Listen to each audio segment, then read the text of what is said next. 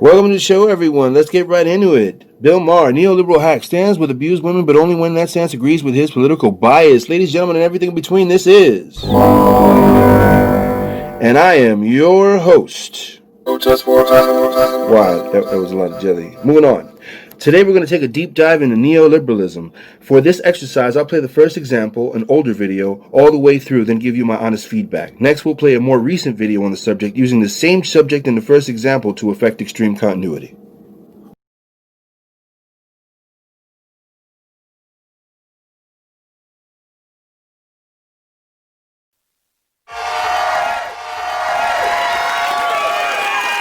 So kind. I think I know why you're happy tonight, because thank you very I will be taking marriage offers after the show, as always. Not here during the show.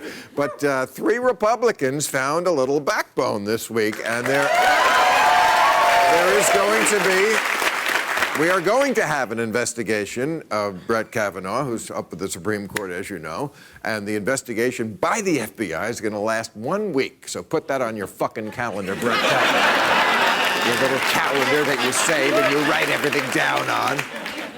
And, you know, this is the 2 ladies in the Senate, the Republicans, and Jeff Flake of Arizona. I can't believe Jeff Flake. And they say, maybe, did you see this? Maybe he was turned around because he was confronted when he was getting on the elevator.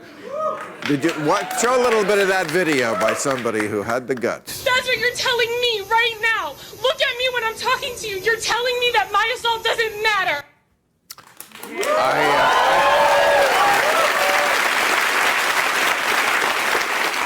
I haven't seen a guy take it in the elevator like that since Beyonce's sister kicked Jay-Z in the nuts. Oh, and then they tried cornering Lindsey Graham, but he got away because he's familiar with the back door.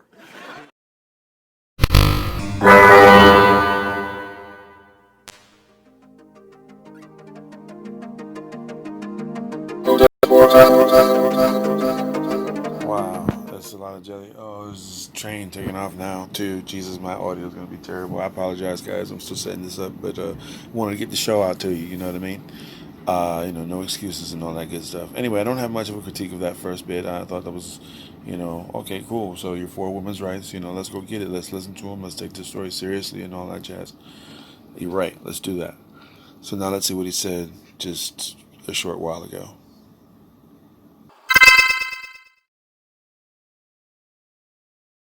All right, so I'm going to go in and out of this next bit because it's like a longer video, but I'll try to make it entertaining and add some stuff. Yeah. New rule, just because Fox News is obsessed with the Biden sex assault allegations, it doesn't mean the rest of us have to be.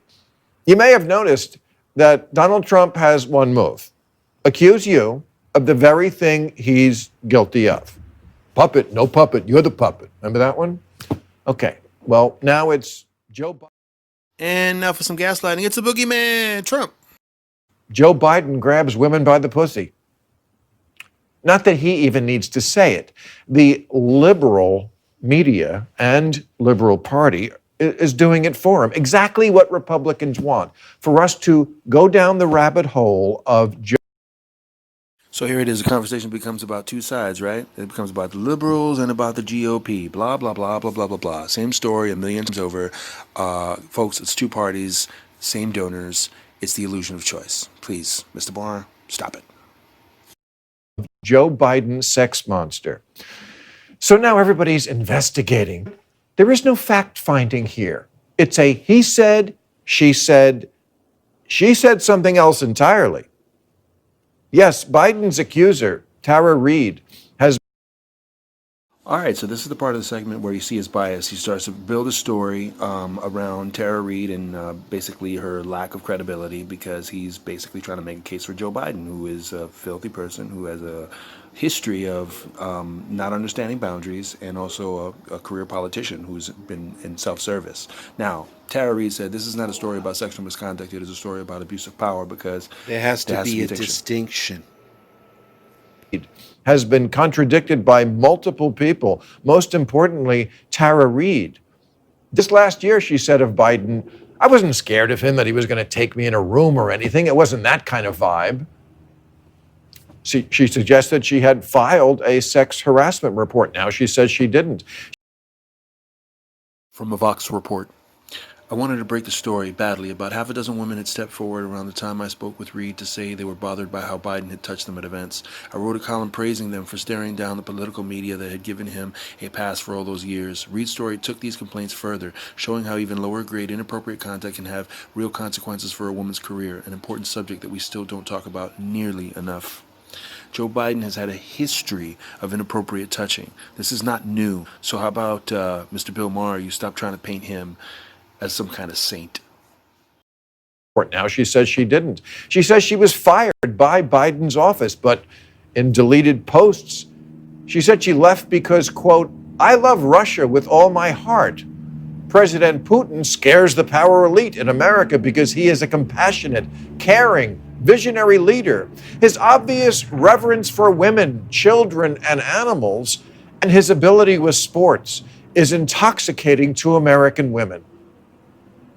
What?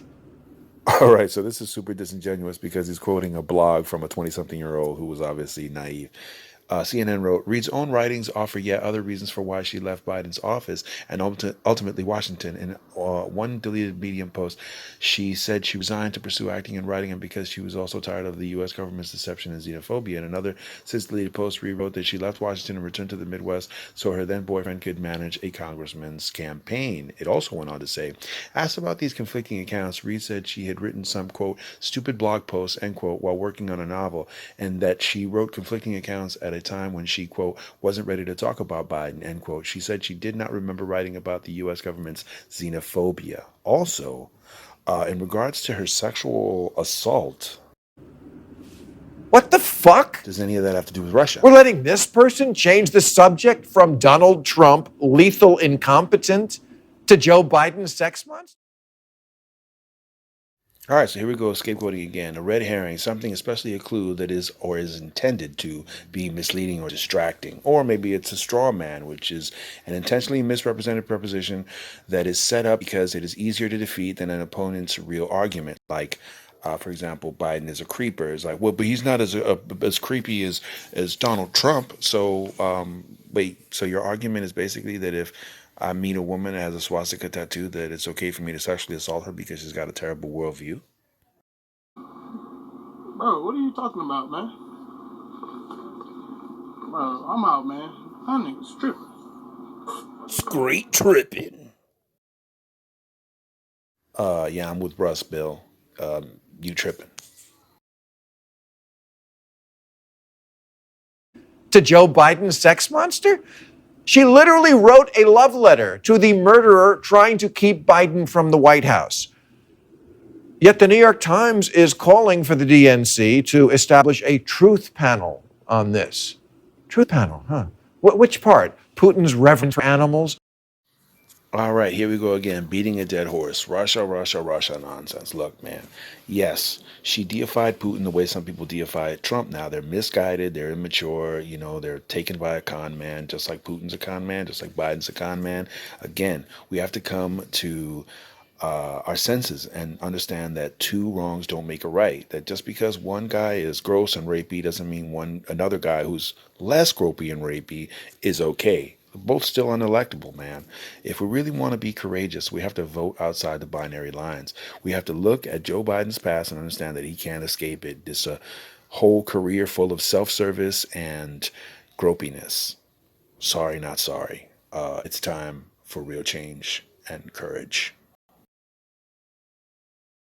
It's time to vote outside the binary lines. Or how intoxicating he is to women. And Democrats are coalescing around the position that this accusation must be thoroughly vetted for the party to keep its credibility. Credibility? Well, you know, credibility certainly is a problem for the party on this issue. Mostly because they keep bringing primaries. I remember 2016, I went to go vote for Bernie in the primary, and my name had been removed from the rolls.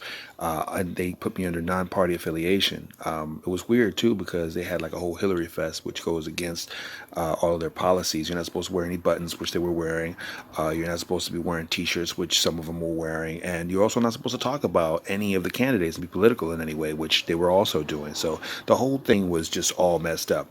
And then you go ahead and you look at how they defended their actions of just throwing people off of the ballot, the rolls, and this is what they said in court. One of the things that they said was, no one has any right to an expectation of a fair election, and the DNC wishes to select a candidate in the primaries instead of a fair and free election process. That is their right as a private corporation, basically, which is bogus. And then in 2020, they basically flooded the primary with a bunch of people who weren't serious about becoming president and were only going to obviously quit at the last moment before Super Tuesday, and then give their support to Biden, giving him the illusion of actual support where he didn't have any. It was all manufactured and created. And this is the reason why people don't trust him. This issue, mostly because they woke themselves into a corner when they adopted "Believe Women" as their slogan, when it should always have been "Take accusations seriously."